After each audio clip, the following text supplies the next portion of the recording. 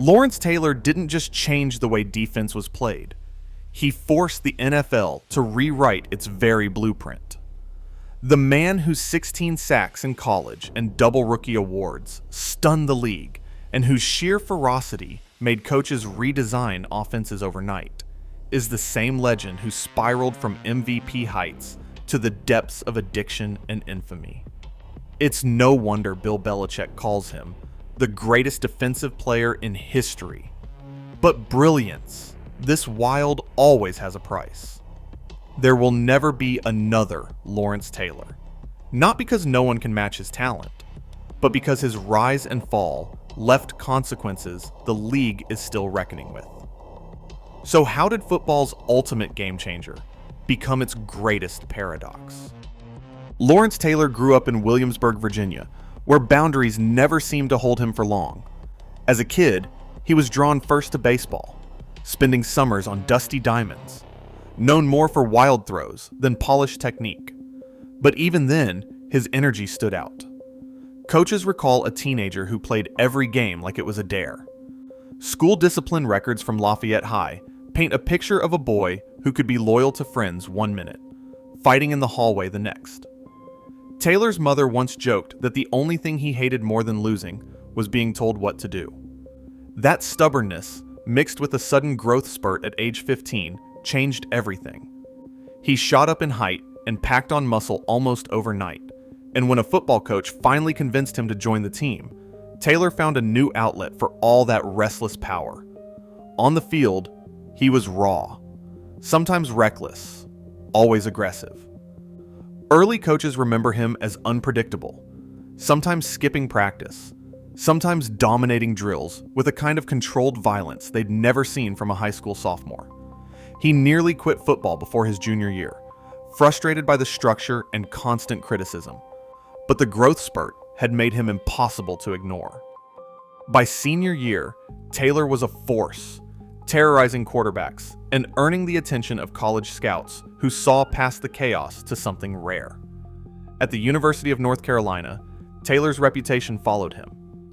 Teammates remember fights in practice, clashes with professors, and a knack for pushing every limit. One assistant coach called him the most gifted, infuriating player I ever met. But as the seasons passed, Taylor started to channel that volatility. By his junior year, he was different. Still intense, but now focused. He set a school record with 16 sacks in 1980, a number that stood as a warning for every quarterback in the ACC. That season, Taylor was named ACC Player of the Year and earned All-American honors, transforming from a problem child into a national headline. Giants GM George Young watched film and called him the best linebacker he'd ever seen, a sentiment that would echo through draft rooms and locker rooms for years to come. Taylor's early story is one of raw edges, hard lessons, and a talent so overwhelming it couldn't be contained by rules or expectations. The 1981 NFL Draft was supposed to be routine. The New Orleans Saints, desperate for a franchise player, took Heisman winner George Rogers with the first pick. That left the New York Giants staring at Lawrence Taylor, a linebacker who had spent college terrorizing quarterbacks but still carried whispers of being too wild for the pros. Inside the Giants draft room, the debate was fierce.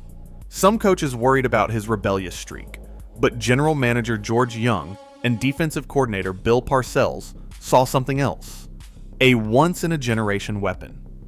When the Giants made their pick, Parcells turned to his staff and said, "We just got the best player in the draft." Taylor arrived in New York carrying the weight of those expectations and a chip on his shoulder. Training camp didn't just reveal raw talent, it revealed a new standard. Veteran teammates watched him explode through drills, closing gaps and chasing down running backs with a speed and violence that left seasoned pros shaking their heads. Bill Parcells began designing defensive schemes around his rookie, unleashing him from every angle.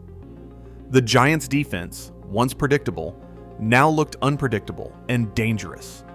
The impact was immediate. Taylor's rookie season rewrote the playbook for what a linebacker could do. He racked up 133 tackles, 9.5 sacks, 2 forced fumbles, and 8 passes defensed. Numbers that forced the league to pay attention. Offenses that once ignored outside linebackers now built entire game plans just to avoid him.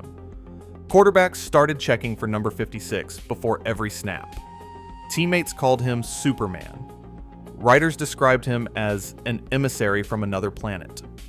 By season's end, Taylor had swept the league's top honors: Defensive Rookie of the Year and Defensive Player of the Year. No one before him had ever claimed both in the same season. He wasn't just the best young defender. He was the best, period. The Giants, after years of mediocrity, finally had a face for their franchise and a reason for opponents to fear their defense. Taylor's arrival didn't just fulfill a promise. It proved overnight that football had changed, and every team in the league would have to catch up. In 1986, Lawrence Taylor didn't just dominate. He became the storm every offense feared. 20.5 sacks, the most in the NFL, and an MVP trophy that had never before landed in the hands of a pure defender. Not a single voter picked anyone else. That season, Taylor didn't just win games, he wrecked them, forcing coaches to tear up game plans by halftime. Giants teammates fed off his energy, but for their opponents, number 56 was a weekly crisis. Joe Gibbs, coaching Washington, realized the old ways no longer worked. It wasn't enough to throw a tight end or running back in Taylor's path. He'd blow past both. So Gibbs invented the H-back, a hybrid blocker who could shift before the snap, hunting for Taylor wherever he lined up. It was a chess move born out of desperation, and soon, every team in the league was searching for their own answer. Taylor's speed and power changed how offenses valued protection. The left tackle, once just another lineman, suddenly became the second highest paid player on the roster.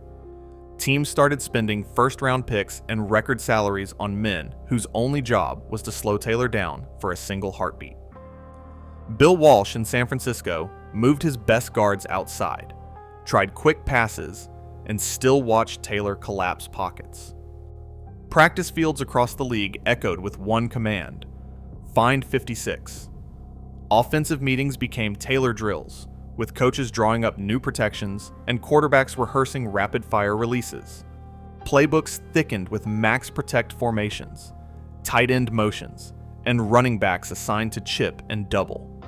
Even then, Taylor's presence forced hurried throws, false starts, and shattered confidence. The ripple effects reached well beyond the stat sheet. Taylor's brand of havoc forced the NFL to evolve overnight, turning old blocking schemes into relics and making the left tackle position a franchise cornerstone. In the years that followed, the league's best minds, Gibbs, Walsh, Parcells, would all admit it. The game they'd mastered had been rewritten by a single defender. Taylor's 1986 season didn't just set records, it forced football itself to change its rules. November 18th, 1985. Monday Night Football.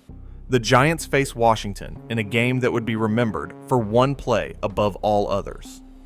Third quarter, the snap comes, and Joe Theismann drops back. Lawrence Taylor bursts off the edge, faster than any lineman can react. He wraps Theismann up and drives him to the turf. There's a sickening crack. The stadium falls silent. Taylor jumps up, waving frantically for trainers. He's seen the damage, and so have millions watching live. Theismann's leg is shattered, his career over in an instant. That collision wasn't just an injury, it was a seismic jolt to the entire league. Overnight, Taylor became the face of defensive terror. Coaches rewrote playbooks, and quarterbacks started scanning for number 56 before every snap.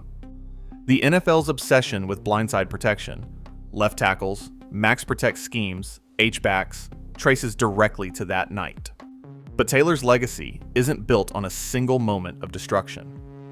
5 years later, the Giants are locked in a defensive slugfest with the 49ers in the 1990 NFC Championship.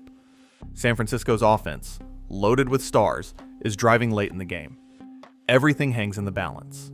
Roger Craig takes the handoff, but before he can secure the ball, Taylor knifes through the line, rips it free, and pounces on the fumble. That recovery seals the win.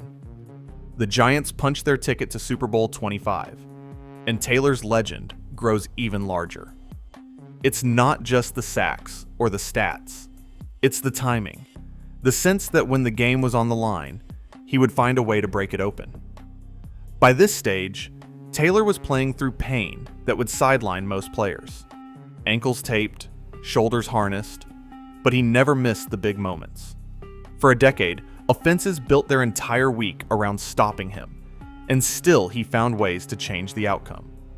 Theismann's broken leg and the 1990 fumble recovery are two sides of the same force. One a warning, the other a championship dream realized. Taylor's signature plays didn't just win games. They rewrote what was possible for a defensive player.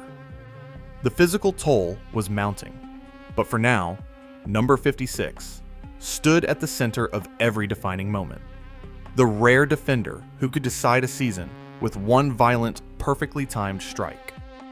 By the early 1990s, Lawrence Taylor's body was breaking down under the same relentless force that once made him unstoppable. Years of collisions had left him battered, ankles swollen, shoulders taped, painkillers swallowed by the handful just to make it through Sunday. In November 1992, the toll became impossible to ignore. Taylor tore his Achilles tendon, an injury that would have ended most careers on the spot. He refused to let go, spending months in rehab, fighting to return for one last run with the Giants. But the edge that once made him feared was slipping away.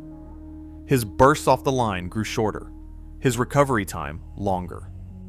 By 1993, Taylor knew his time was up. The Giants retired his number 56, honoring a career that delivered 132.5 sacks, 2 Super Bowls, and 3 Defensive Player of the Year awards. Officially, he walked away a legend. But the pain didn't stop when the games did. For Taylor, the real struggle was always waiting off the field. Long before his jersey hung in the rafters, addiction had become a second opponent, one he couldn't outmuscle or outsmart. He admitted later that cocaine entered his life as a rookie, a quick escape from pressure and pain. By the mid-1980s, crack cocaine had taken hold. Taylor described sitting in the locker room, thinking about his next hit even as coaches drew up plays. NFL drug tests became just another hurdle. He dodged suspensions using teammates' urine, sometimes timing his use around the league's spotty off-season testing. The Giants and the NFL, desperate to keep their brightest star on the field, often looked the other way. But in 1988, the system caught up to him. Taylor was suspended after a failed test, forced into rehab, with his career hanging in the balance. He later admitted that sobriety, at that point, was only a means to keep playing. The cycle of use, denial, and brief recovery would repeat for years. Taylor's final seasons were a blur of injuries and close calls. His body gave out before his reputation did, but the cracks were there for anyone willing to look. By the time he retired in 1994, the legend of number 56 was secure. The man behind the number was already fighting a losing battle with addiction, a battle that would only get worse once football was gone. In May 2010, Lawrence Taylor was arrested in a Ramapo, New York hotel room. The charges: statutory rape and solicitation. Police reports confirmed that the girl was 16, a trafficking victim brought to Taylor by a third party. Taylor admitted to paying for sex, later telling the court he hadn't asked her age. The headlines were immediate and relentless. One of football's greatest names now tied to a crime that cut deep into the public's sense of right and wrong. In court, Taylor pleaded guilty to 2 misdemeanors: sexual misconduct and patronizing a prostitute. The plea deal spared him prison, but not punishment. He was sentenced to 6 years probation and ordered to register as a sex offender for life. The victim's attorneys called the outcome a failure of justice, arguing that Taylor's celebrity status had shielded him from the kind of accountability an ordinary person would face. Survivor advocates pointed to the case as another example of how power and fame can warp the legal system. leaving the most vulnerable to bear the consequences. Taylor's probation terms were strict. He was required to check in regularly, disclose his address, and avoid contact with minors. But even after the court's decision, compliance proved difficult. Over the next decade, Taylor was arrested multiple times for failing to register his address as required by law. In 2024, police records show another arrest for non-compliance, reigniting public scrutiny and fueling a fresh wave of criticism. Each violation brought new headlines and another round of public condemnation. The fallout from the 2010 case was immediate and lasting. Sponsors cut ties. Hall of Fame honors were overshadowed by mugshots and court appearances. Sports writers who once called Taylor a hero now questioned whether he belonged in football's pantheon at all. One columnist wrote, "This is a hall of shame, not a hall of fame." For the victim, the ordeal did not end with the court's sentence. Legal documents and advocacy groups described ongoing trauma, both from the original crime and from the public spectacle that followed. The case became a rallying point for those demanding tougher laws and better protections for trafficking survivors. For Taylor, the legacy of that night became another burden, one that no amount of football brilliance could erase. In 1986, Lawrence Taylor became the only defensive player in NFL history to win the league's MVP award, a testament to his impact on the game. The evidence shows Taylor forced coaches to rewrite playbooks, drove up the value of left tackles, and redefined what a linebacker could be, all while amassing 132.5 sacks and earning 2 Super Bowl rings.